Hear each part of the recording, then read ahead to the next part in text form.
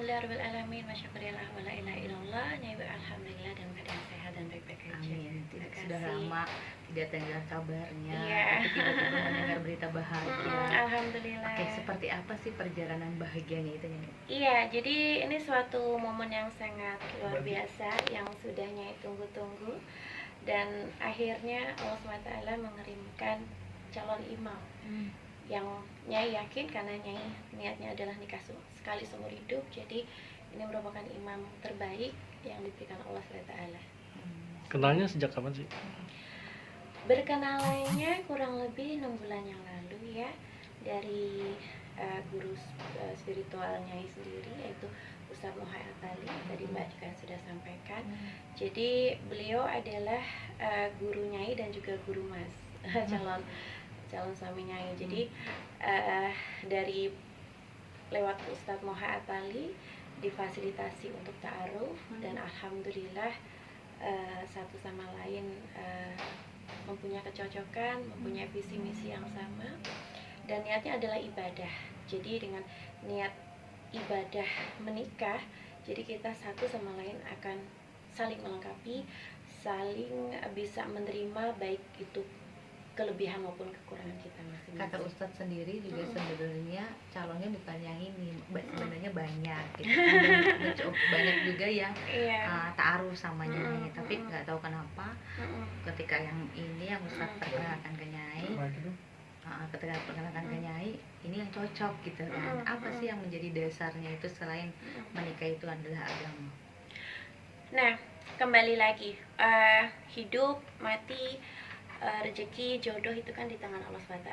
Dan memang sebelumnya Ustadz Moha Atali memang sempat beberapa kali memperkenalkan calon untuk sebagai ta'aruf, tapi yaitu Allah berkehendak, mungkin kun fayakun, inilah jodoh yang terbaik buat Nyai. Jadi dari segi kenyamanan, dari segi komunikasi dua arah, dari segi visi misi yang tadinya sampaikan itu bisa kita selaraskan gitu. Jadi dan terlebih juga bisa ngomong Nyai ya, karena kan Nyai bungsu manja, jadi Mas bisa memfulfill itu. Bener nggak sih Nyai dapatnya paket? Paket. Iya, alhamdulillah. Jadi Nyai itu sejak hijrah ya, jadi bisa dibilang kalau duniawi itu hanya berapa persen ya, nggak terlalu hedon seperti Nyai yang dulu gitu. Jadi setelah hijrah Nyai selalu bersyukur apapun yang Allah kasih, termasuk jodoh imam yang paket ini, Nyai syukuri dengan rasa yang teramat sangat gitu. 6 bulan sudah cukup buat Nyai atau gimana? Karena pada dasarnya ta'aruf itu harus disegerakan ya. Ketika memang kita tidak mengalami kecocokan seperti ta'arufnya yang sebelumnya, ya kita hold, kita stop gitu.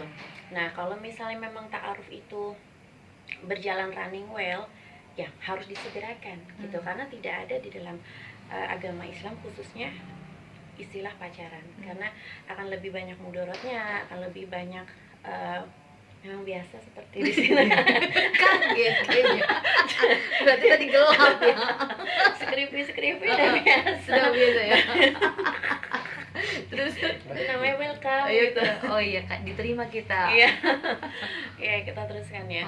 Jadi harus disegerakan karena dalam agama Islam, Ustadz Moha Atali juga mengajarkan kepada Nyai bahwa pacaran itu banyak mudaratnya, banyak lebih ke dosa ya. Jadi lebih baik ta'aruf dengan difasilitasi seorang ustadz, guru, dibimbing, dalam arti dibimbing, terus pertemuannya juga tidak boleh hanya berdua gitu. Jadi ada ustadz, ada saudara yang lain, lalu kita beberapa kali sudah bertemu, kita merasa cocok, ya kemudian Mas melamar Nyai, dan akhirnya sekarang sedang dalam tahap yang lebih jauh serius.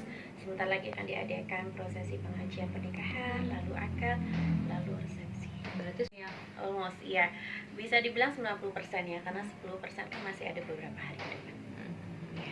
Nyai bilang kan katanya memang dapatnya paket gitu kan. Berarti anak-anak dari pihak Mas sendiri sudah dekat dengan Nyai atau bagaimana?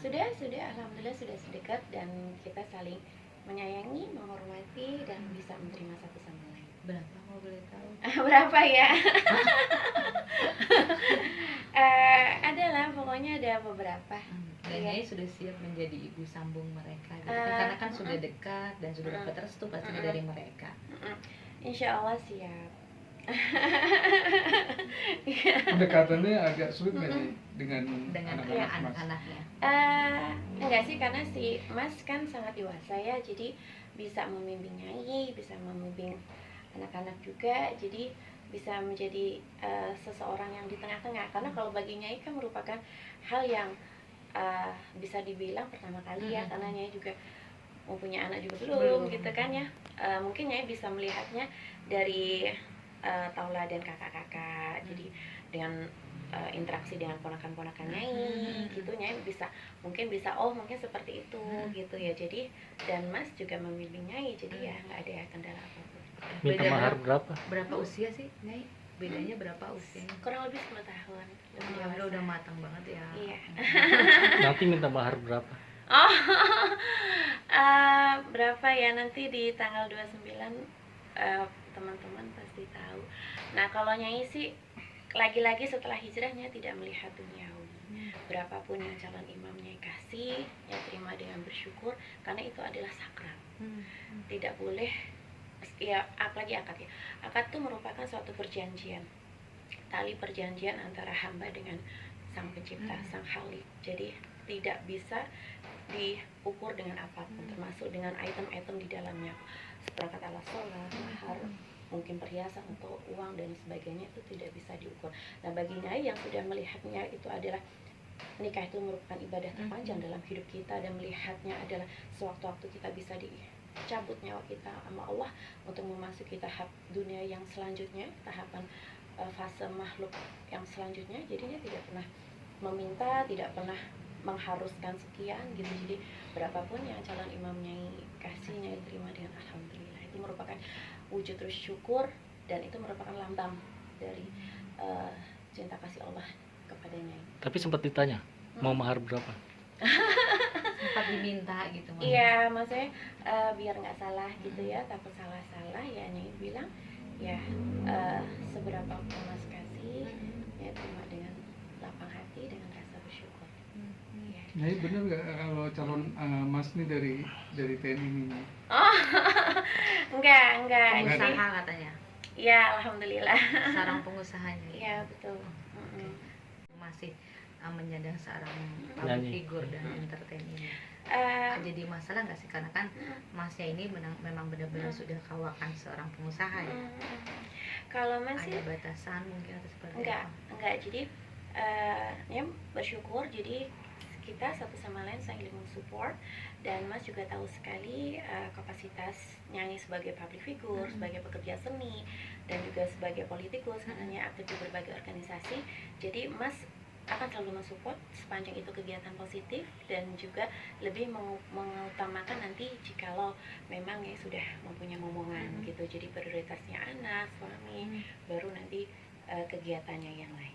Berarti lebih ditegaskan lagi supaya temanku bertanya, statusnya bukan apa, maksudnya bukan profesinya bukan seorang TNI ya? Bukan. Mungkin itu ini apa? Yang kemarin kali, maksudnya ta'aruf yang itu ya? Ta'aruf yang karena si abang ini udah pernah dampingi Nyai pada saat itu. Berarti yang itu lewat ya? Sudah skip.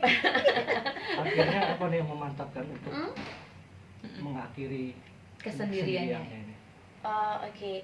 Ya itu, karena kan kita sebagai wanita ya Mbak ya, pasti mempunyai rasa ingin dilindungi, ingin ada yang mengayomi, menyayangi, tempat bertanya. Apalagi Nyai kan sudah mama papa nggak ada, terus keluarga juga meskipun ada beberapa di Jakarta, cuman keluarga inti kan di Jogja, kakak kandung. Nah itu pasti ada rasa pengennya kalau ada yang jagain aku, ada yang mungkin benar-benar imam sholat bareng, karena kalau belum sah itu kan nggak boleh sholat bareng atau lain sebagainya. Jadi ya rasa kodrat sebagai wanita itu yang menginginkannya untuk ya udah lebih baik ibadah menikah dan mencari ridha Allah, dan insya Allah setelah ketika nanti akad itu dibacakan seperti Ustadz Muhammad Ali pernah menyampaikan kepada Nyai, arsy itu akan dibuka.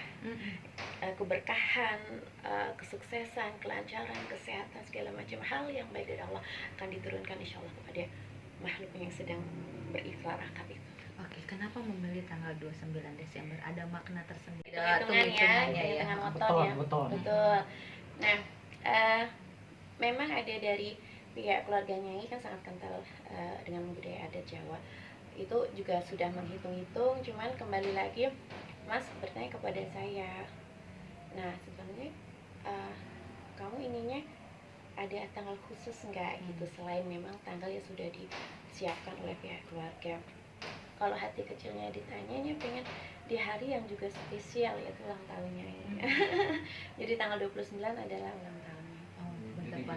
Biar sekalian diingat ya. Biasa sekalian dirayakan. Iya, iya.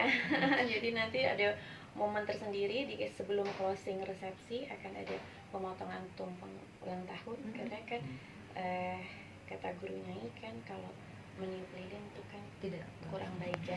Jadi diperwujudkan adalah memotong tumpeng. Nyai boleh nggak nanti sudah ada obrolan atau kesepakatan karena kan sudah dekat sama anak-anak gitu ya, apakah memanggilnya natural aja sesuai dengan keinginan awalnya sebelum berkenalan memanggil tante atau memang sudah ada panggilan saya seperti bunda atau mama nanti?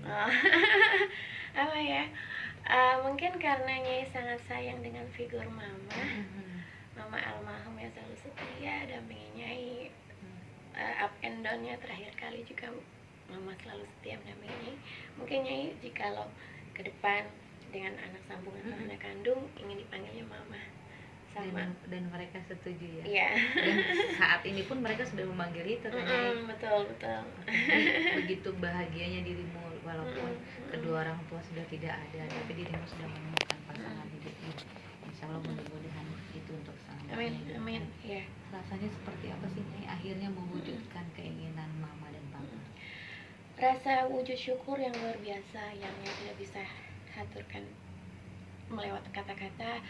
Nyai selalu tidak henti-hentinya sampai dengan saat ini ketika dengan teman-teman media pun Nyai selalu mengucapkan bersyukur ya Alhamdulillah, dan Nyai serahkan segala apapun urusan segala apapun lah kodrat baik maupun buruknya hanya kepada Allah SWT, hanya bersandar kepada Allah. Jadi Nyai juga ini merupakan Nyai selalu ngebatin ya, Nyai yakin mama pasti akan selalu ada di sekelilingnya gitu, even itu di hati, di pikiran, dimanapun. Jadi Nyai selalu bilang, mah ini adalah persembahan bakti aku kan mama, karena tempo hari kan mama selalu bilang kalau ingin melihat Nyai ada yang jagain, pengen lihat Nyai bisa gendong putra putri gitu. Itulah cita-cita mama sampai dengan saat persidangan. Sempat ngebayang gak sih kalau misalnya mama masih ada di sini, betapa bahagianya dia ketika nanti melihat kamu bersanding dengan pasangannya? Iya. Ada rasa sedih sedang tidak ditemani. Sedih ya, sampai sekarang pun ya kalau bicara tentang mama pasti sedih. Cuman ya yakin dengan kebahagiaannya mama juga pasti akan ikut sangat senang bersama papa di sana melihatnya bersyukur, udah ada yang jagain, ada yang ngayomin, mama pasti akan ikut senang sekali. Benar gak sih kata Ustaz Mohai ketika kamu akhirnya serak dengan ini, orang pertama yang kamu tahu walaupun itu hanya dalam doa adalah mama. Betul. Dan kamu meminta mah tunjukin kalau misalnya memang orang ini adalah pilihan. Iya, jadi ya mama selalu ada di hati Nyai, jiwa Nyai, pikiran Nyai, setiap hembusan nafas, setiap Nyai selalu ingat mama langsung kirim Al-Fatihah dan sebagainya. Nah, ketika Nyai udah sholat istikharah untuk mematapkan hati Nyai atas ta'aruf ini, Nyai selalu bilang mama nyuwun pangestu ya. Sampai dengan Nyai kemarin sempat ke Jogja juga bersama Mas dan juga saudara, jadi didampingi juga untuk nyekar. Jadi nyekar ke makam mama, papa dan juga eyang gitu. Sekaligus prewed. Foto prewed sama video prewed ya. Untuk resepsi sendiri Nyai nanti di mana? Ada tentunya ada Nyai ya. Betul.